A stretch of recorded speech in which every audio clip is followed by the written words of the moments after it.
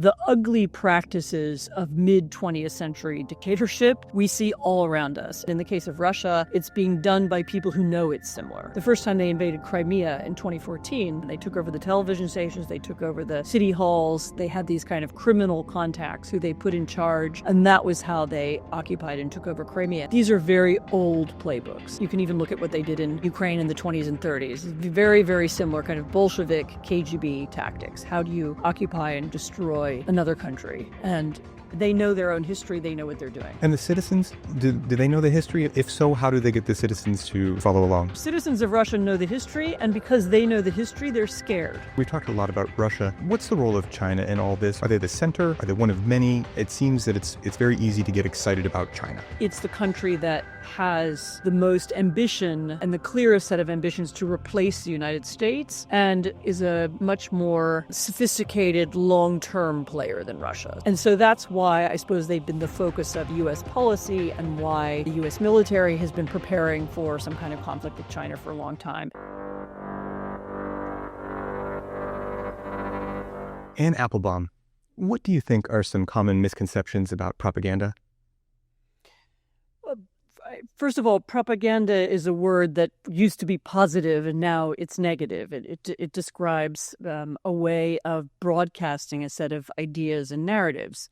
And of course, we now think of it almost exclusively as something that dictatorships do, propaganda being a propaganda poster or propaganda film. But actually, modern propaganda, especially as it's done by modern autocracies, is more than just words and it's more than just stories. So it's a set of actions. I mean, for example, the invasion of Ukraine was, in a sense, a form of propaganda. It was the way of Russia messaging its status in the world. We are a dominant power in Europe. We don't believe anymore in the post-World War II rules about borders. We are willing to defy them at any time. They would use, military action, economic gestures, diplomacy, as well as this, junk that you would see online or see coming from a press spokesman. All of that is an attempt to create narratives. And so when you think about what are people trying to sell you or convince you of, look more broadly than just the words. Mm-hmm. And you mentioned the junk we see online. How do you see new media affecting our susceptibility to propaganda? New media is a broad category, and some of it's very good and some of it's not. So it's hard for me to be too general. I think there is probably now a gap between what one could call journalism, meaning media that's based on where there are people who have some kind of professional ethos, can be right wing, can be left wing, but who go out and gather information and they seek to verify whether it's true or not, and then they put it together into some kind of story. And they can be good or bad or right wing, left wing, or have different kinds of views, but they're still doing something that's recognizable as journalism. And then there is another form of modern communication, which, by the way, includes podcasting, and there can be good and bad podcasts, but can also include video clips, photographs, slogans, memes, and that is not journalism. It's people expressing themselves or expressing their opinions or their ideas, and they're not doing so based on a process of, as I said, knowledge gathering and checking. And that can also be good and bad, but it's definitely different. It's not the way in which information is transmitted is not designed to be checked or verified. And it's not, it's sometimes meant to make you laugh, sometimes meant to make you angry. Sometimes it's meant to attract attention to the person who's doing it. And that form of media, which is not journalism, can be very problematic because there's no way that the watcher or viewer can distinguish between what's true and what's not. So even a video clip, when put online, that purports to record an event that happened in real life, of course, it can be manipulated or it can be taken out of context, and pretty soon it's going to be impossible to distinguish real video clips from AI as well. And so all of those forms of that those forms of communication are very susceptible to manipulation. So people can use them, in order to create a particular narrative. They can use them to tell a particular story. They're not putting whatever they're putting out into any kind of broader context. And of course, as I say, they're not fact checking, and they're not providing secondary sources or other kinds of information that distinguishes between whether it's true or not. And again, I don't want to be too overgeneral. There are some kinds of new media that are good and interesting and well sourced and well thought out, and then some of it is really just propaganda. And so there's now a much greater burden on readers, users of social media, watchers of YouTube videos, watchers of podcasts, to find out who's talking, what is their background, what are they trying to show, and also to think about when you see a video clip, a random clip that someone has put online and with perhaps with an emotional statement attached, what it's trying to do or what emotions it's trying to create. So you are now responsible for taking the step back and saying, not only is this true or is it not true, but is it part of some kind of narrative that's being built? Actually, there's a good example of this, which is recently, and this is a real video. There was recently a video of a woman being attacked on public transportation. It turned out it was a Ukrainian woman being attacked by a crazy person. And it was being used, I've seen it now in lots of different places, and it's being used as part of a crime narrative. There's high crime in the U.S., blonde white woman being attacked. America's very dangerous. Look what can happen here. And it's a strange story because, of course, women, including blonde women, are killed every day in Ukraine. And they're killed by Russian bombs. They're not killed by criminals. But their photographs and their murders are not being shown as video clips designed to be part of a crime narrative.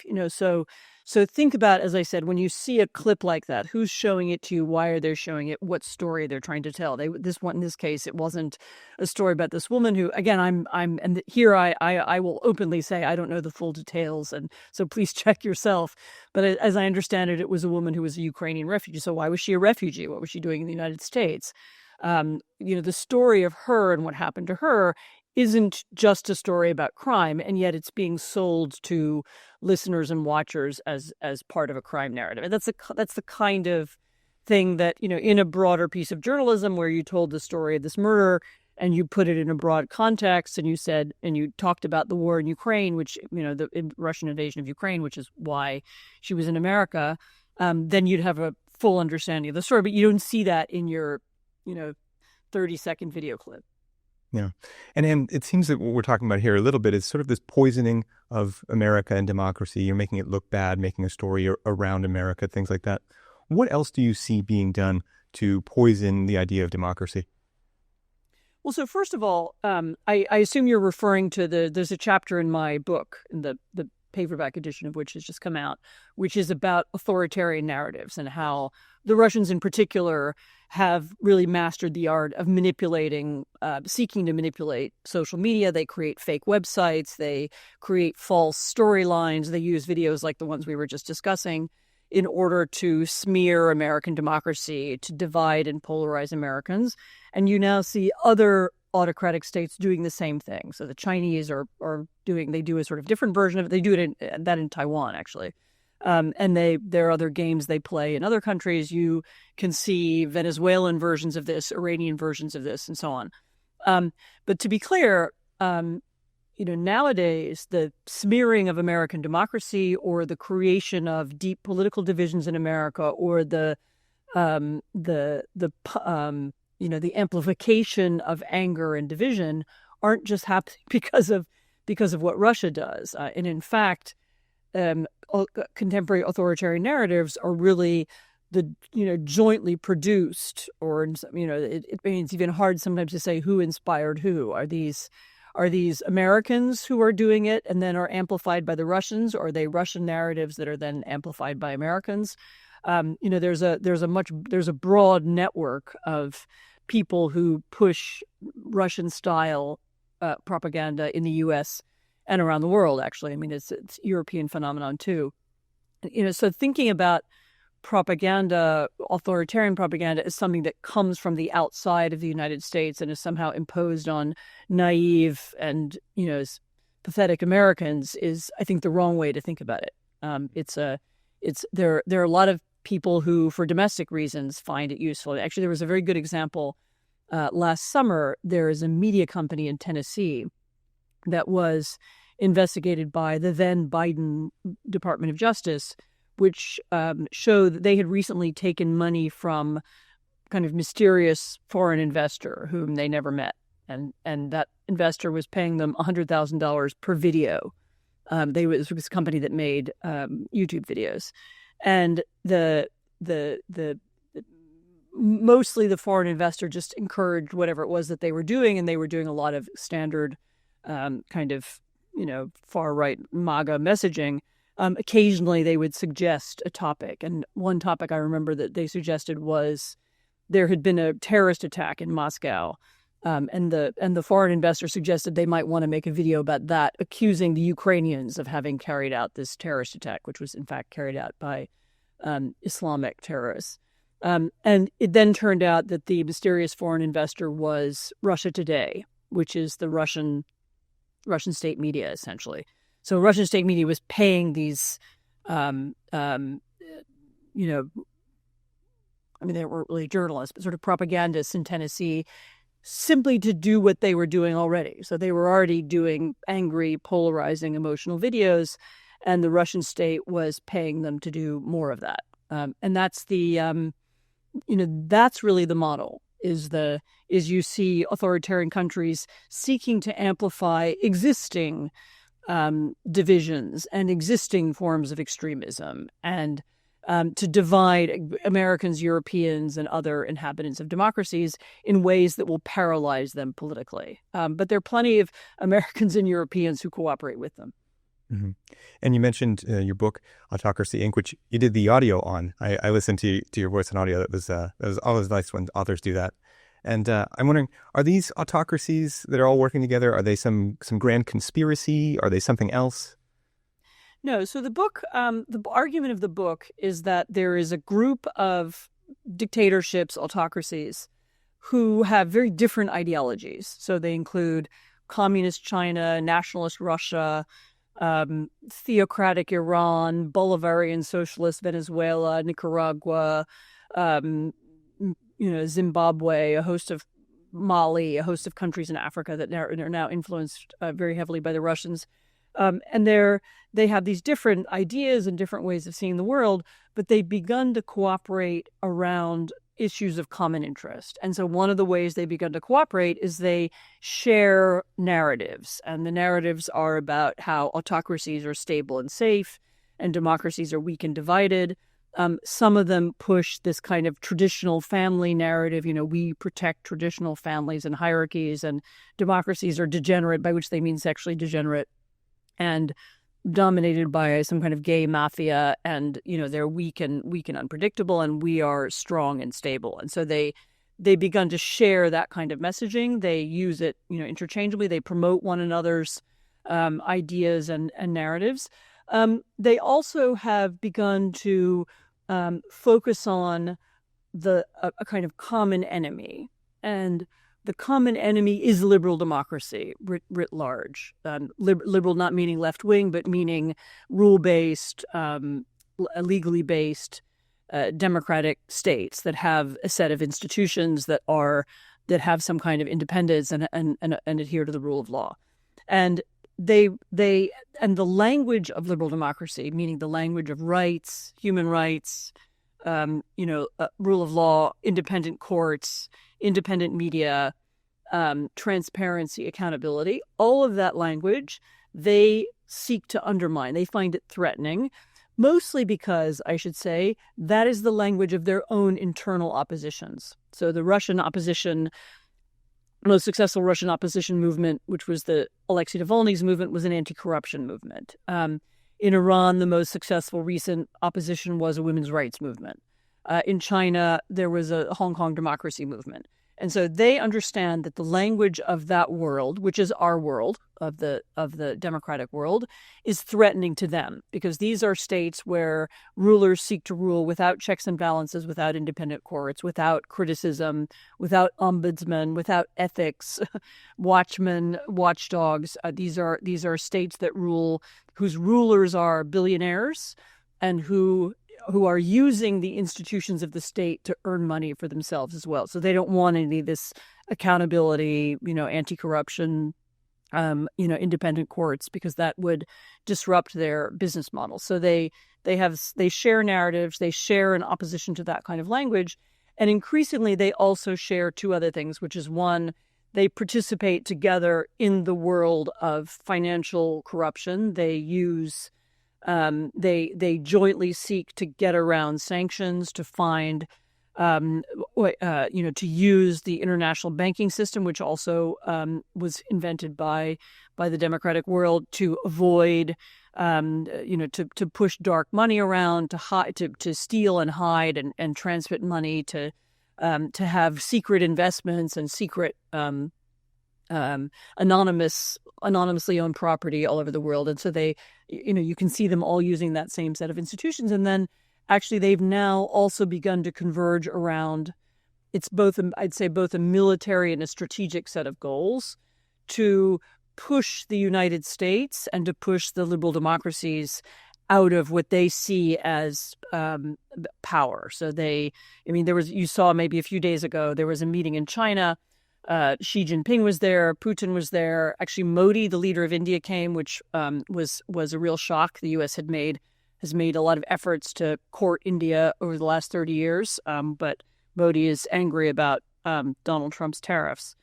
And you see them converging together and describing themselves as the sort of the new power. They're the new power structure, and that's again a kind of deliberate project to push out Americans in particular, and to create a kind of alternative world order. And you can also see that, you can see how that also at work at the war in Ukraine. So in Ukraine, you have the Russians invaded, and they have the support of China, which supplies them with, buys their oil and supplies them with components and parts for their defense industry. They have the support of Iran, which originally provided them with this enormous number of Shahed drones, as like missiles as well, which the Russians are now copying and imitating. And of course, North Korea sent actual troops to Russia. The Russians have run out of soldiers, but they now have access to North Korean soldiers, many of whom died in Ukraine. And so you see Putin drawing on the resources of the autocratic world to help him in his illegal invasion. And again, I've said this already, but it really can't be emphasized enough. Part of the purpose of that invasion, aside from Putin's megalomania about recreating a Russian empire and so on, part of the purpose of it was to challenge the UN doctrine, that borders can't be changed by force, the post-war European peace, in which Europeans all supposedly agreed not to change borders anymore by force. Everybody had had the experience of the Second World War, and they didn't want to repeat it. All of those things, the Convention on Genocide, the law on, laws of war, the Russians were challenging all of that through their invasion of Ukraine, and in doing so, they had the support of all these other countries. And I should say they've set a pattern. I mean, I think Netanyahu in Israel has copied and followed some of what Putin has done. He's also begun to challenge, particularly laws of war, in the language that he's using when he talks about Gaza. This is all, I didn't think he would have dared to do that either a decade ago. But what the Russians have established is that those old rules and those old norms and those old ways of talking about world politics don't apply anymore. And you will now see a lot more countries, a lot more dictatorships, and maybe non-dictators, but Israel's not a dictatorship. You will see a lot more of them behaving this way. Yes, and you're pointing out the language again, things done under the guise of multipolarity, sovereignty. This language power is a theme in our discussion. You've also talked a lot about money. You've written about Autocracy Inc., also Kleptocracy Inc. What is Kleptocracy Inc., what is the financial element? So a kleptocracy is a state where, where there's no distinction of any kind between the people who have money and the people who have political power. And in some states, I mean, for example, Russia, they are literally the same people. So the owners of Gazprom will have jobs in the presidential administration. I mean, certainly that was the case for a long time. I don't know exactly what the case is now.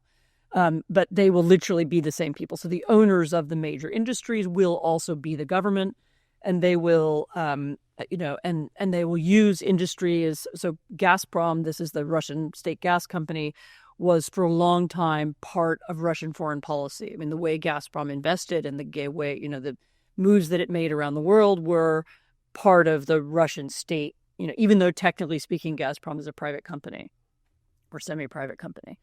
And in a kleptocracy, you have oligarchs, and the oligarchs, the sort of modern definition, but it's a very old word, that the modern definition of oligarch is someone whose wealth comes from his political relationships. So he is rich because he is friends with the president, or he has good relations with the ruling party, and his wealth comes from those relationships.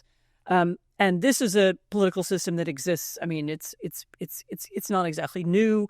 It's been sort of put on steroids in the last couple of decades, made possible, as I said, by the numerous ways in which you can now hide money and move it rapidly around the world.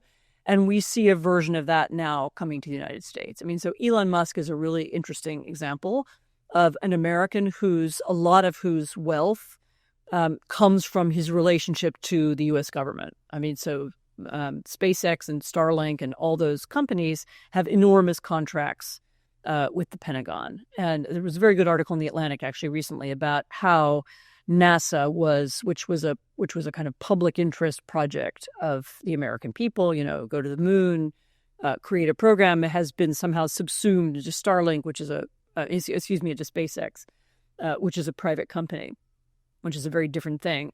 And so, Musk's position is very peculiar. I mean, he's obviously a private businessman and he's very wealthy and so on, but actually not all of his companies, but some of them are very dependent on these big contracts with the U.S. government. So you can see in the United States, we're also beginning to create oligarchs whose relationships to the government. I mean, it's hard to, I'd like to be a little nuanced.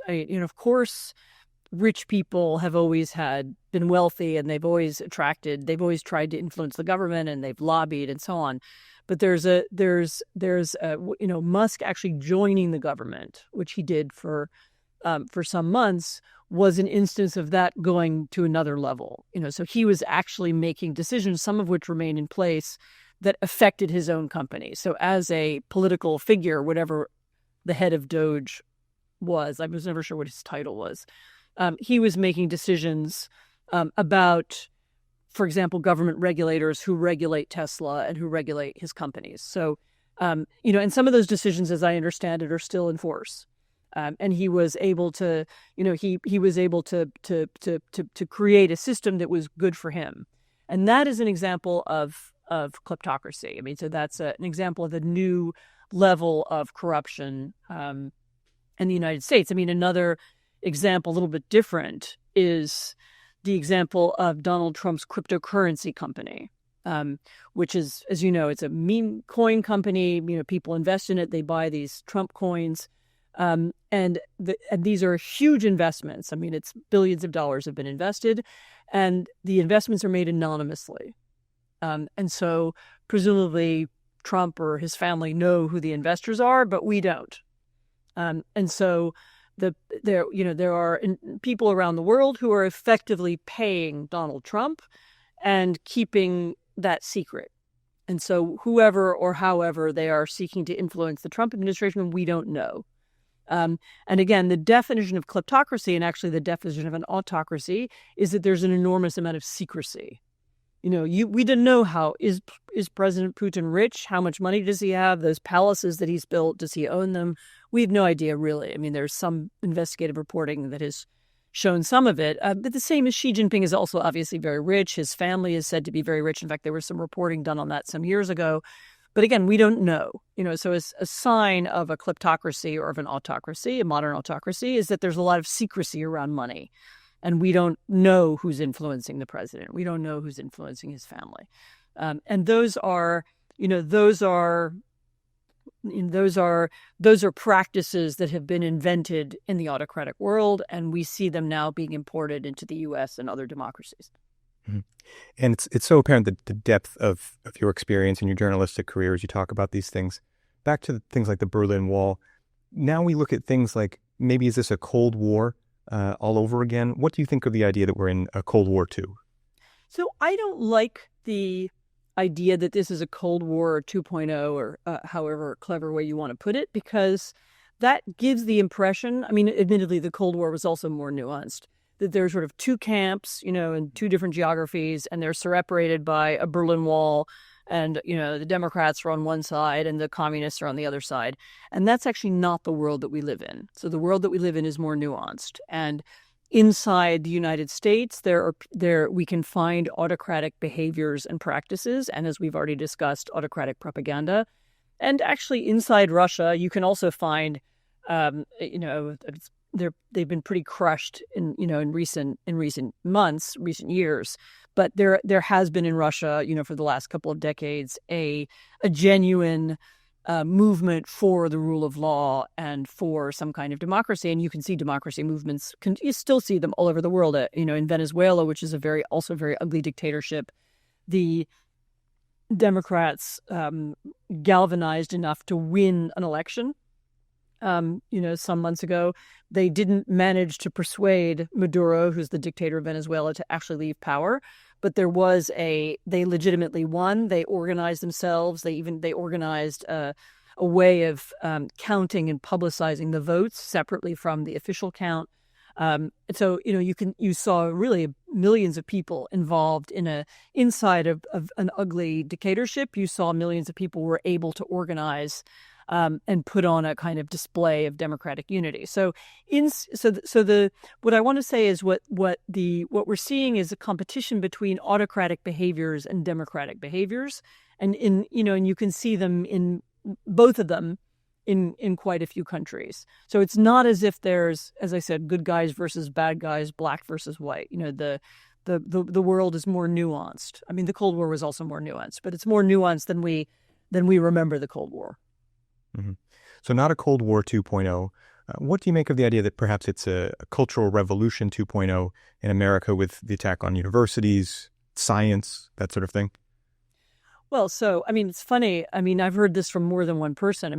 The Chinese right now are looking at watching what's going on in the United States, especially the attack on universities. The Chinese really revere universities, including American universities, and science and knowledge and research. And they put, billions of dollars into it in themselves. And they were very shocked by the attack on not just Harvard, Columbia, and more broadly on the scientific funding mechanisms and the National Institute for Health and so on.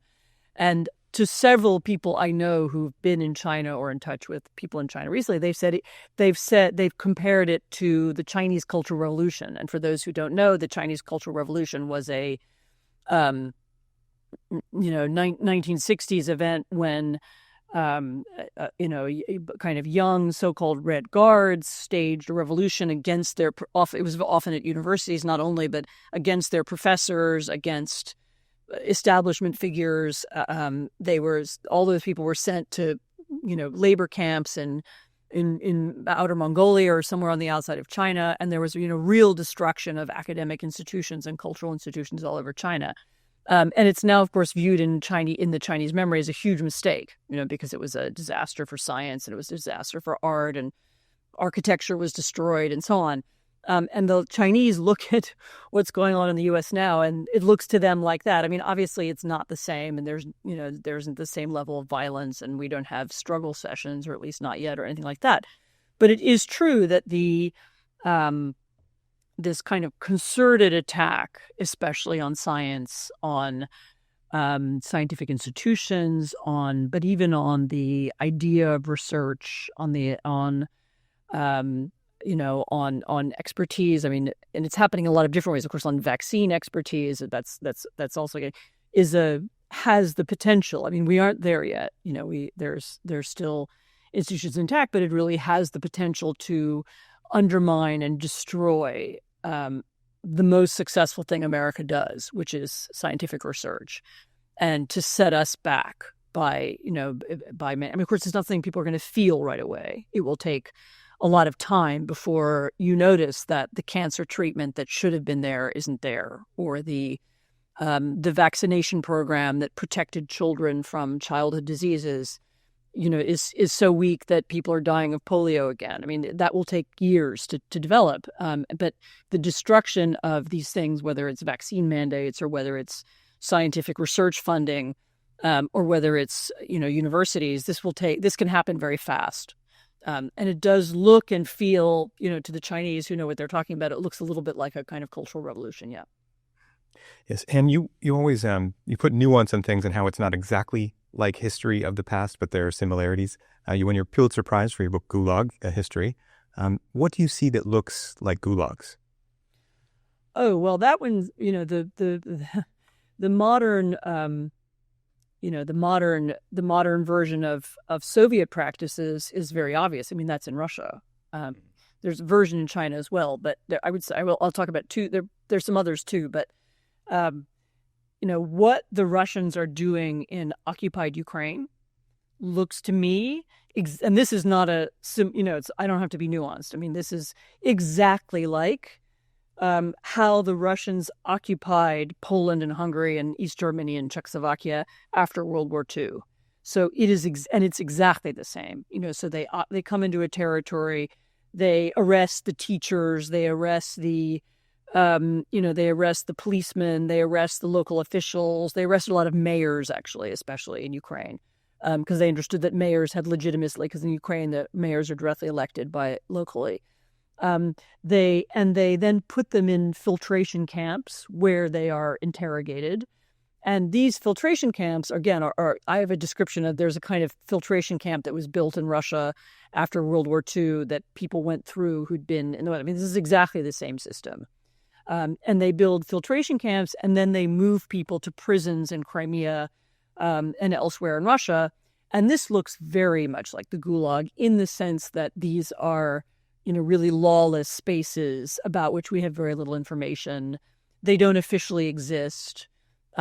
They aren't recorded anywhere. And there are people who've just disappeared, Ukrainians who've disappeared into Russia, of whom we have no trace. And that's exactly how people used to disappear into the Gulag. I mean, the aspect of the Gulag that we don't have, that doesn't exist now, is the Gulag was also a kind of mass system of mass forced labor. And that that they haven't built in Russia. But you could also look at what the Chinese have done in Xinjiang, which is this province of China where a people called the Uyghurs live. And the Uyghurs are a Muslim minority who have in the past, there have been Uyghur independence movement. I mean, there's still a version of it exists. I met some Uyghurs in Istanbul a few years ago they have their own national flag and so on. And to crush the Uyghur independence movement, the Chinese have also set up something. It's not exactly like the Gulag, but it is a system of kind of mass repression. They kidnap people, or they call people into police stations, whereupon they disappear. They take people into labor camps and re-education camps, and they try to re-educate them to be Chinese, not Uyghur. And I've heard really horrific stories. I mean, they will kidnap children. They will put them in boarding school. They will teach them to forget the Uyghur language and teach them to speak Mandarin instead. So that's a form of, that's also a kind of familiar form of ethnic cleansing combined with concentration camp that we've seen before. And I should actually say the Russians have a version of that too. They kidnap Ukrainian children. They put them up for adoption in Russia. They change their names. They forbid them from speaking Ukrainian, and they teach them to be Russian. I mean, all these are old practices. I mean, these are Soviet practices. These are old Chinese practices. I mean, actually, the thing about kidnapping children is something the Nazis did. They would look for Aryan children in Poland, for example, and take them to Germany. So we see, the ugly practices of mid-20th century dictatorship we see all around us. And as I say, in this case, it's really very similar. And in the case of Russia, It's being done by people who know it's similar. They are doing, this is a KGB playbook. How do you occupy and change the character of a state or a nation or a piece of geography? This is what they did before. I mean, I actually have a memory of when the first time they invaded Crimea in 2014, it's now 11 years ago. I remember I had just finished a book. I wrote another book called Iron Curtain, which is a book about the Sovietization of Central Europe. And I watched the invasion of Crimea, and I had finished that book not long before. And I remember thinking, oh, I wish I'd seen this before I wrote the book, because now I understand better what they did in Poland. Because there was in particular, I noticed they had already in place these kind of criminal gangs who they put in charge of Crimea. And I realized that I hadn't written much about criminals in my book, and maybe I should have gone back and focused on that, because I saw they had a plan. They took over the television stations, they took over the city halls, they had these kind of criminal contacts who they put in charge, and that was how they occupied and took over Crimea. And as I said, they've done something similar in the rest of occupied Ukraine, although there have been at least initially, there were very few collaborators in eastern Ukraine. So they didn't have the criminal help they had in Crimea. But these are very old playbooks. So this is something they've actually been doing it. You can even look at what they did in Ukraine in the 20s and 30s. It's very, very similar kind of Bolshevik KGB tactics. How do you occupy and destroy another country? And it's what they know their own history. They know what they're doing. And the citizens, do they know the history? If so, how do they get the citizens to follow along? Citizens of Russia or citizens of occupied Ukraine? Oh, citizens of Russia know the history, and because they know the history, they're scared. Okay. I mean, a few years ago, Stalin, there was slipping the tongue. Putin, I was going to say Putin made some comment about, vermin, or he used some Stalinist language. Yeah. And I remember hearing it and talking to a Russian friend of mine, and she said, yeah, he's doing that on purpose. He's trying to echo Stalin so that people get scared that Stalinism is coming back. And so they shut up. It's very hard to say as a little aside, it's very hard to say what people think in Russia, because there's no public sphere. People don't debate anything in public. It's actually illegal to criticize the war. So nobody criticizes the war in public because it's illegal. And so knowing what it is that Russians really think about the war is very difficult, because in public, you can't, sometimes you'll find very brave people who will say things, but mostly they don't. So I think the answer is most people are either frightened or they have been made deliberately apathetic. They've said to themselves, I can't be part of politics. I don't want anything to do with it. I don't want to know what's happening. I'm just staying out of it. And that I think was the real goal of Putinism, was to persuade people not to be active, not to be engaged, not to be involved, just stay outside of politics. Mm-hmm. And with this revival of Stalinism, with this fear and everything, it makes me wonder about how people treat each other. One of the horrors of the Gulag system is the way that there would be denunciations, neighbor against neighbor, that sort of thing. Any evidence of behavior like that in your eyes? There's quite a lot of ugly behavior inside the Russian army that's been reported. People being treated as, they have this expression, meat grinder. Their people are treated as lumps of meat. They literally talk about miaso. It means meat in Russian. People being thrown into the front line. And you see a lot of cynicism about the war. If you go to the war and you die, then your widow gets a lot of money. There was recently a kind of scandal in Russia about a woman who recorded herself saying how happy she was that she was going to get some money. She thought she would get some money if her husband died. And that was, this kind of very callous behavior, this kind of, as well as these denunciations. You have, once again, people saying, I overheard someone criticizing the war in a restaurant, and they report them to police. And there was some incidents with school. There was children said things in school, and that was reported back to the authorities, and then their parents got in trouble. So there's this culture of reporting on people, and this culture of treating people as not human. in one way or another, that has come back. And we talked a lot about Russia. What's the role of China in all this? Are they the center? Are they one of many? It seems that it's very easy to get excited about China. Well, China is, it's the second largest economy in the world. Maybe it's already the first largest, depending on how you count. It's the country that has the most ambition and the clearest set of ambitions to replace the United States, and is a much more sophisticated long-term player than Russia. So the Chinese have been very cautious and careful about building up their capacity, building up for example, their scientific research institutes to compete with the United States, which they now do in most areas. Investing in, for example, green technology in wind and solar as a way of capturing, the next generation of energy production.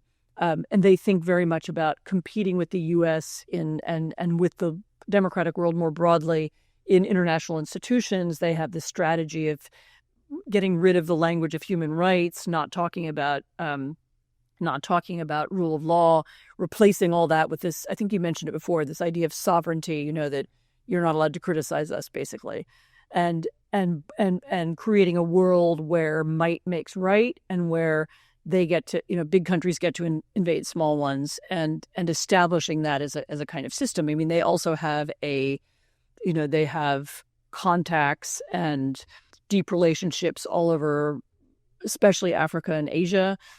They look to create special relationships with a whole series of countries and to crowd out the United States, and that's for economic reasons as well as political ones. So they have a kind of strategy to replace America as the most important country in the world. And so that's why I suppose they've been the focus of U.S. policy, and why the U.S. military has been preparing for some kind of conflict with China for a long time. And of course, the Chinese also have a very direct, they very directly threatened Taiwan, which was, I don't know if you want to talk about the whole history of Taiwan right now, but Taiwan, they claim Taiwan as part of China. The Taiwanese, actually, there are two different groups in Taiwan, but the majority of Taiwanese want separation from China. They have a democracy, and they want to maintain their democracy and maintain their political system. And so there's a direct threat to Taiwan. Taiwan is very important economically for the U.S. because it produces chips that are only made there. And so China is setting itself up as a direct competitor of the United States. Russia is also, but Russia, of course, has a much smaller economy, is much weaker in all these fields, is much more of it's a kind of mafia criminal state, whereas China is dominated by the Chinese Communist Party, in some ways more orderly, more. I mean, they also have their own, they're it's not as well run as they portray themselves, but they're quite different. They're quite different entities, and the Chinese, I think, at least in Africa and Asia, sell themselves very much as a model. We are a model of an alternative way of development. Be like us, and you can become wealthier, and you don't need democracy. You can be run by a ruling party or by a single person, and you can follow our road to success. Whereas, I mean, I don't think Russia sets itself up as a model in the same way. Russian propaganda is negative and destructive rather than promoting something positive. So they're very different. And also China, at least up until now, the world as it is has suited China. China has become wealthy and much more powerful over the last 20 or 30 years by following the rules. And so they're not, at least until now, I don't know whether something's changing there. They haven't seen themselves as a revisionist power. They're not trying to change the way things are, whereas the Russians are very resentful of the loss of the Soviet Union and the loss of their position as a superpower. And so part of what you're seeing in Russia is an attempt to gain that back. So they have sort of somewhat different interests. But China very much sees itself, even though we don't see it that way, they see themselves as an ideological competition for the United States. They see themselves as an alternative form of a different way of organizing society, and they are competing for world influence. And as I said, actually, that meeting a few days ago with the leaders of the world's autocracies all photographed in one big group together. That was a way of saying, we're the big guys now, and we're going to start making the rules.